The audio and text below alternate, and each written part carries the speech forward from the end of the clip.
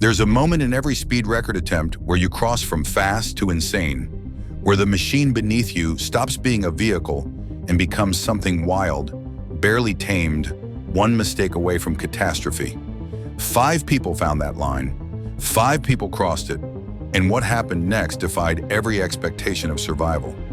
This is the story of when speed records went horribly, spectacularly wrong, and somehow, almost everyone lived to tell about it. When American drag racer Craig Breedlove rocketed his jet-powered Spirit of America to a world land speed record of 526.28 miles per hour in October 1964, it should have been a triumphant moment. And today, Craig is confident he will regain the land speed record. It's 9:43 a.m., and this is his 8th run.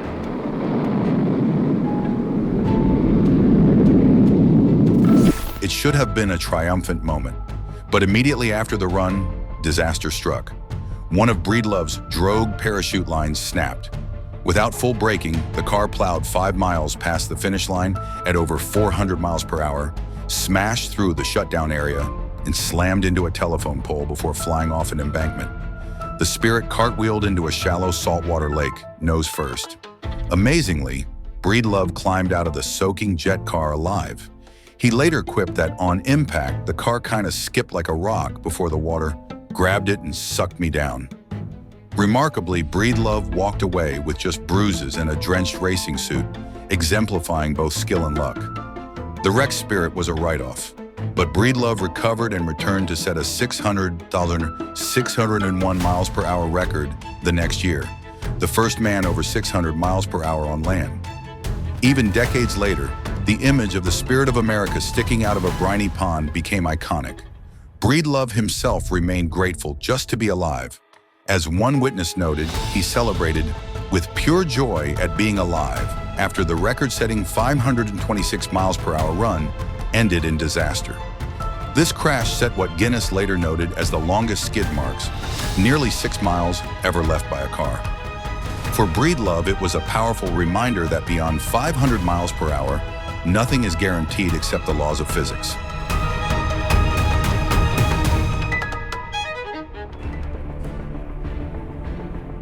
Next, we shift gears to a different kind of speedster. French daredevil Éric Barone, known as the Red Baron, didn't just break records, he broke the laws of physics and nearly himself. While he is famous for hitting 141.5 miles per hour on snow in 2017, his most harrowing moment happened 15 years earlier on the Puma slopes of the Cerro Negro volcano in Nicaragua. On May 12, 2002, Barone aimed to shatter the world gravel record. His first run on a production bike hit a blistering 101 miles per hour, but for his second attempt, he switched to a custom prototype speed bike. As he barreled down the ash slope, the onboard computer registered a record-breaking 172 kilometers per hour, 107 miles per hour. Then, disaster struck. As Barone hit a section where the volcano's gradient flattened slightly, the sudden change in force was too much for the machine. The front fork sheared off completely, snapping the bike in two. At 107 miles per hour, Barone was instantly transformed from a rider into a projectile. In one of the most terrifying sequences ever caught on film, Barone's bike disintegrated. While his specialized helmet took the initial, life-saving impact, the sheer violence of the tumble ripped the helmet clean off his head. Barone ragdolled several hundred feet down the volcanic gravel with no protection at all. Miraculously, Barone survived, though the cost was high. He didn't just break ribs, he suffered 6 broken ribs and both shoulders were severely torn. The trauma was so intense, physically, mentally, and financially, that he didn't get back on a speed bike for 10 years. It wasn't until 2012 that he finally faced his demons, eventually returning to the snow to reclaim his status as the fastest man on 2 wheels. He vowed never to return to the Cerro Negro, leaving his broken prototype as a monument to the day he pushed a machine past its breaking point and lived to tell the story.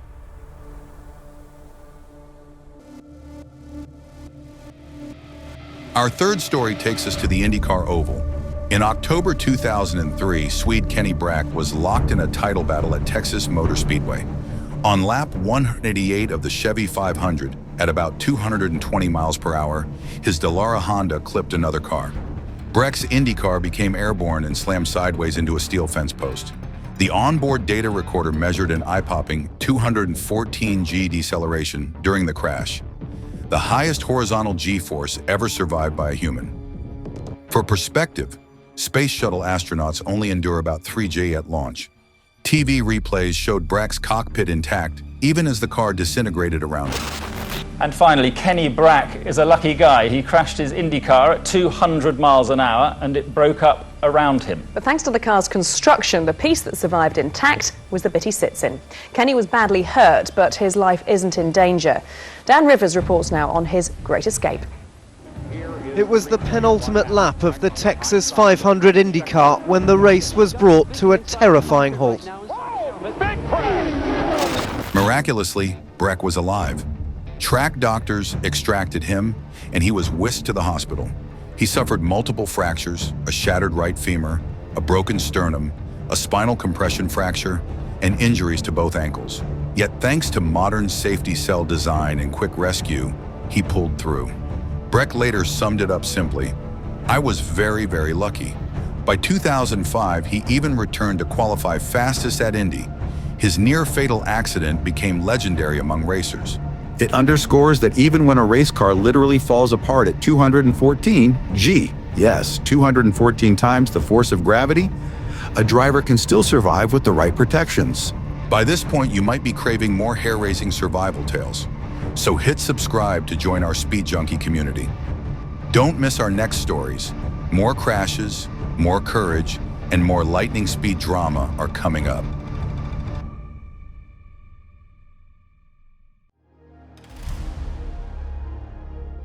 In our next high-speed saga, the victim turned out to be a TV host. On September 20th, 2006, Top Gear presenter Richard Hammond was test driving Vampire, a jet-powered dragster capable of over 300 miles per hour. During a practice run at Elvington Airfield, UK, Hammond accelerated into the 9,000-foot runway. He reached about 288.3 miles per hour before disaster hit. At that speed, the dragster's front right tire catastrophically failed, essentially blew apart on the rim. Suddenly out of control, the Vampire cartwheeled end over end along the tarmac for several hundred feet. Hammond's helmet roof scraped the runway surface. If he had been a few inches taller, he would have been decapitated. Emergency crews rushed to the scene. Though severely injured, Hammond was alive, thanks to the car's strong roll cage, 5-point seat belts, and a race-quality crash helmet. The BBC's official report concluded that the tire failure at 288 miles per hour caused the crash, but multiple safety features almost certainly saved Hammond's life.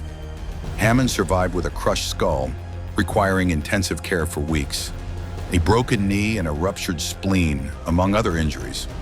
Incredibly, he later returned to work and even got back behind the wheel of Vampire years later under careful testing. His crash stands as a testament to why every detail of safety gear matters when you're pushing 300 miles per hour on four wheels.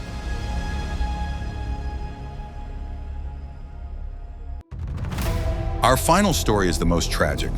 Donald Campbell, son of famous racer Sir Malcolm Campbell, chased water speed records in his hydroplane Bluebird K7. On January 4th, 1967, he was determined to break 300 miles per hour on Coniston Water in England. After a first run at about 297.6 miles per hour, Campbell immediately turned around for the return run. As Bluebird rocketed through the measured kilometer at well over 300 miles per hour, something went wrong. The hull became airborne, and the boat executed an almost complete backflip into the air. The jet engine flamed out. Bluebird cartwheeled across the surface and plowed down bow first. Tragically, Campbell did not survive. The impact killed Campbell instantly. In one harrowing official account, Bluebird pitched nose up above 290 miles per hour before tipping over. Bluebird flipped at over 290 miles per hour, killing Campbell instantly. Pieces of Bluebird were strewn across the lake. Campbell's body vanished into the depths, not found until 2001. The pace at which he crashed, faster than any man before on water, earned Bluebird K7 a grim legacy. Even so, Campbell's family and fans respectfully study his final run as part of his legendary pursuit of speed. His loss is a sober reminder that at the limits of 20th century technology, even the bravest can pay the ultimate price.